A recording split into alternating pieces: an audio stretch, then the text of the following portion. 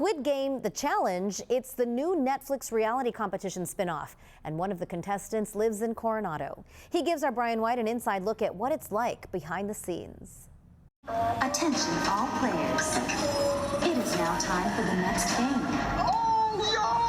It was actually the most challenging thing I've ever done in my life, but the most incredible thing at the same time. Ryan Winters, contestant number 275, was one of 456 people from around the globe competing for $4.56 million. I watched the original Squid Game, so I knew going in that you're putting yourself to the test and that this is going to be a really grueling competition. Ryan was eliminated during the first game, red light, green light. He actually made it to the end with 38 seconds to go, but he and about 25 others were caught moving across the finish line when it was technically time to freeze. All of us were elated. We had our celebrations, got to give hugs, and we're ready to go to the dorms in round 2. And next thing you know, all of our vests, boom, boom, boom, boom, boom, exploded.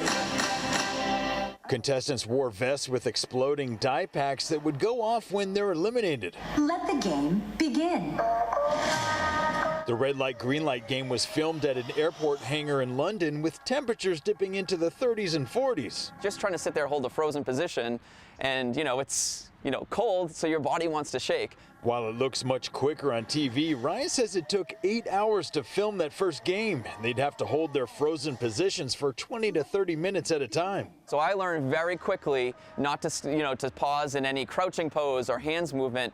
My strategy was to keep my hands in my pocket. He says medical staff were on set to make sure everyone was safe, and despite the grueling conditions, he had the time of his life. And that was the great thing about the experience, is actually participating and knowing that and how much goes into it. People have asked me that, would you go back and do it?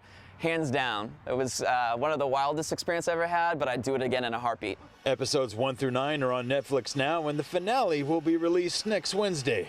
I'm Brian White for CBS 8.